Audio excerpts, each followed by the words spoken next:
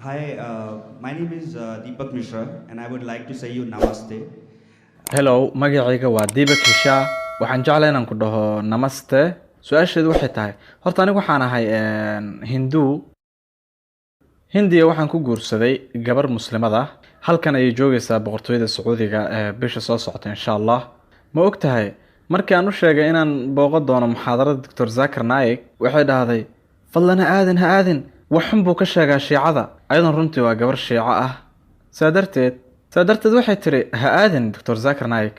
hooyadeedna sidaa oo kale ugu tiri fadlan ha aadin haddaad aado wax xun buu shiicada kaaga sheegi doonaa waadna naga tegi doontaa sidaa darteed shakigaasi koobaad aan ku fakeraya aniga hadda midka labaad wuxuu yahay su-aal guud ayaan qabaa mawduuca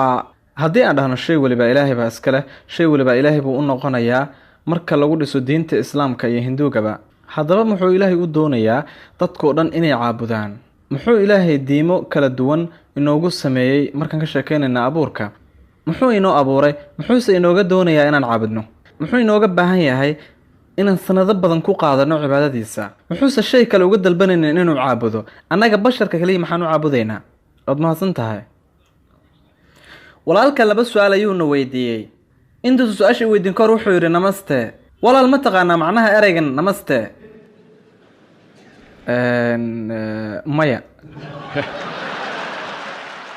dadku waxay leeyihiin haay ma taqaanaa macnaha haay aniga waxaan leeyahay assalaamu calaykum waraxmatullaahi wabarakaatu waxay la micno tahay nabadgelyada alle iyo naxariistiisa korkaada ha ahaato adiga waxaad igu leedahay namaste waana inaan jawaabaa sax haddaana ka jawaabina waxaad dhihi doontaa war ninkan waa noocee sax adigan ku weydiinayaa waa maxay macnaha ereyga namaste maya mudane aniga markii lai fiirsho ereygan waxay la micno tahay waan ku salaamayaa waxaan kugu leeyahay assalaamu calaykum waa marka adiga laguu fiiriyo iga raali noqo haddii aan ku caayo oon kugu dhaho caydaydu adiga marka lagu fiirsho waa ammaan may rumaysanaysaa haddaan shaqada tago haddaan kugu dhaho ullu ereyga ullu luqadda urduuga waa awl guumays balse ingiliishka awl waa qofka xigmadda badan balse ullu luqadda hindiga maxay la macno tahay ullu maxaa laga wadaa doqonka haa doqonka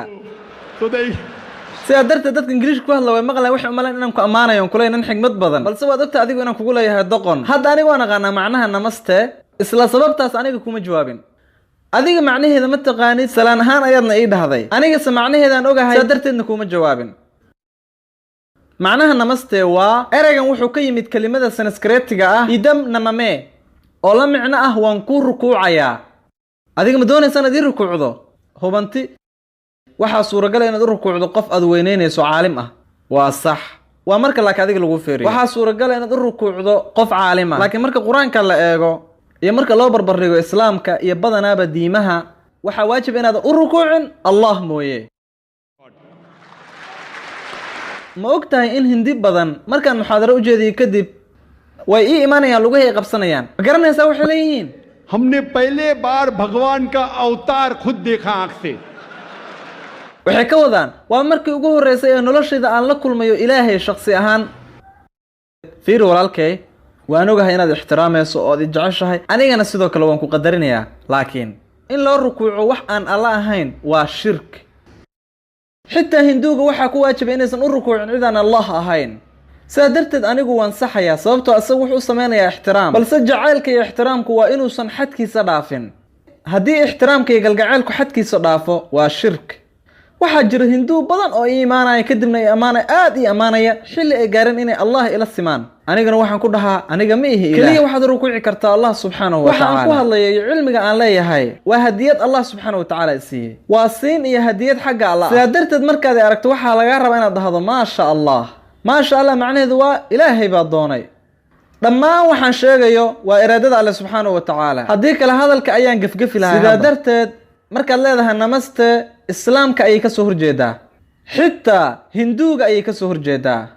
iyadoo jirto culammada qaar inay leeyihiin idam namame inay suurtagalta inay la macno tahay waan ku qadarinaya balse macnaha dhabta waxa weeye waan kuu rukuucayaa anigu ku weyninaya islaamka assalaamu calaykum macnaheedu waa nabadgelyo korkaaga ha xilli weliba iyo meel weliba ayaad ku dhihi kartaa ingiliishka waxaan dhahnaa good morning subax wanaagsan laga yaabay ninkan xaaskiisa iyo asagoo inay isku soo dhaceen midkooda ka hor imaana wuxuu leeyahay good morning subax wanaagsan asagana waa inuu jawaab yiraahdo good morning isaguna qofkaasi gudaha wuxuu ka leeyahay subaxdaan oo kale yeesay su-aashaada aan u laabto in gabadha kuu doonan fiancé xaaskaaga miyaa mise waa gabar kuu doonan waa xaaskayga xaaskaaga haa waad qabtaa hagaag waxay ka dalbatay xaaskaaga inaadan imaanin muxaadaradeyda sababtoo aniga shiicada ayaan kasoo horjeedaa sidaa darteed hadalkeeda maad yeelin adiga aadaad ii jeceshahay anigana waan kugu ixtiraamayaa balse ma og tahay sababta ereyga shiica qur-aanka lagama dhex helayo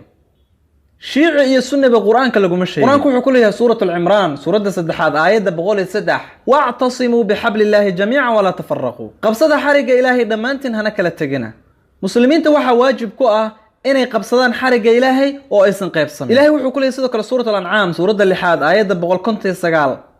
kuwa ku kala tegay diintooda oo noqday kooxo ka mid ma tihid rasuulka allow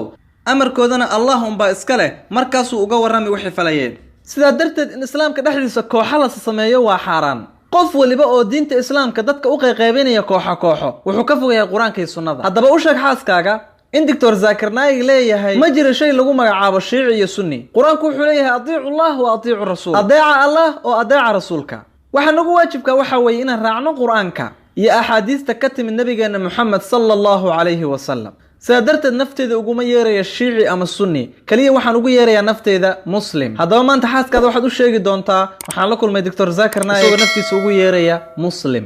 aniga kama soo horjeedo sunni ama kama soo horjeedo shiico dhammaan waxaan ku leeyahay muslimiinta si kastoo magacyo u kala baxsadaan u noqda ilaahay iyo rasuulkiisa aniga markaan u jawaabayo muslimiinta qaarkood oo samaynaya waxyaabo kasoo horjeeda qur-aanka iyo sunnada nebiga laga yaaba inay dareemaan ihaano sidaa darteed weydii xaaskaaga ma waxaad raacsan tahay waxyaabo kasoo horjeeda qur-aanka iyo sunnada nebiga haddaba haddaadan samaynin maxaad u khilaafaysaa doctor zaakir naayig haddaad samaysana waxyaabo qaldan u noqo kitaabka ilaahay iyo sunnada nebiga zaakir waxa uu ka hadlaya ha raacin zaakir isagu kama tarjumayo islaamka atiicu allaha wa atiicu rasuul adeeca allah oo adeeca rasuul haddaba ku dheh xaaskaaga haddii ay khilaafsanta wixii ku yimid kitaabka iyo sunnada markaas waxaa ku waajib inay nafteeda ku noqoto waa inay nafteeda ugu yeertaa muslimad kelimada shiica kuma jirto qur-aanka anigana waan ixtiraamayaa jacaylka aad u qabto xaaskaaga iyo jacaylka aad ii qabto maasha allah sidaa darteed muxaadaradeeda ayaad imaatay haddana waxaan u noqonaynaa su-aashaada labaad oo ahayd muxuu ilaahay inoo abuuray muxuuse nooga doonayaa inaan u cibaadaysano muxuu xayawaanaadka uga dalban waayey inay u cibaadaystaan arrinta qusaysa su-aasha ah ilaahay muxuu inooga doonayaa inaan u cibaadaysano horay ayaan uga jawaabay waxaa laga yaabaa inaad dib ka imaatay ma ogey innaga allah ayaan caabudaynaa oon weyneynaynaa dadku way weydiinayaan maxaad u dhahaysaa allahu akbar maxaad ilaahay ugu tukanaysaa markaasaan ku leeyahay diinta islaamka haddaan anagu u tukanno allah arrintaasi wax ay allah subxaanahu watacaala ugu tooran tahay anigu markaan leeyahay allahu akbar ilaaha weyn ilaahay horaanba wuu weynaa hadalkayga allahu akbar ilaahay mid weyn kuma noqonayo haddaba maxaan u dhahaynaa ma taqaanaa sababtaan u dhahayno sababtoo ah markaan qof ammaanayo isla waqtigaasi qofkaasi aan ammaanayo leeyahay waa qof weyn waxaa dabiici ah oo caadi ah isku dayo inaan raaco tacliimaadkiisa sidaa darteed sababtaan allah u weyneynayna maahan inuu allah noqdo mid weyn bal alla waxaan u weyneynaynaa sababtoo ah allah ayaan sababtoo markaan weyneynayno waxaan raacinaa amar kastoo qur-aanka kusoo degay sidaa darteed waxaa waajib inaan baranno marka hore allah yuu yahay intaa kadibna wax walbuuna yidhaahdo ayaan raacaynaa ereyga muslim wuxuu la micno yahay shakhsiga u quduucaya doonista allah subxaanahu wa tacaala qur-aanka waxaa lagu sheegay suuratu daariyaat suuradda 1 aayadda 6 uma abuurin jinka iyo insiga ilaa inay caabudaan mooye allah wuxuu inoo abuuray si aan u caabudno sababtuu nooga doonaya inaan u cibaadaysana waxaa weeye sababtoo ah wuxuuna siiyey halbeegyo kitaabkani waa tusiyihii basharka wuxuu inoo sheegayaa waxa wanaagsan iyo waxa xun sidaa darteed allah ayaan caabudaynaa oon weyneynaynaa si aan amaradiisa u raacno raacideenna amarada allana waa arrin maslaxadeenna ah tusaale ahaan markaad dhakhtarka tegayso oo uu ku siiyo tilmaamo dawada ah tilmaamahaas ma raacaysaa mise ma raacaysid ها وراعيا ها maxaa adiga jiran isaguna waa dhakhtar waa arin u eg marka Allah subhanahu wa ta'ala sidoo kale quraanka iyo sunnada saxiixa wuxuu noogu sheegay waxa inoo fiican iyo waxa inoo xun darteed markaan caabudayno weyneynayno waxaan raacaynaa amaradiisa haddaadan dhakhtarka rumaysanin talooyinkiisa miyaad raaci doontaa waa maya sidaa darteed markaad qadarinaysa dhakhtarka talooyinkiisa caafimaad ayaad raaci doontaa sidaa darteed Allah subhanahu wa ta'ala ayaan weyneynaynaa oo caabudaynaa si aan u noqono dadka ugu wanaagsan ee haddana ugu dhaqanka wanaagsan su'aal baad i weydiisay maxaysan xayawaanaadku caabudaynin dhammaan makhluuqaadka kale marka laga reebo bini aadamka iyo jinka wax xorriyada ma leh malaa'igtu xorriyad male, xayawaanaad kale xorriyad male, dhammaantood waxay caabudaan alle subxaanahu wa tacaala. xayawaanaadka, geedaha, buuraha,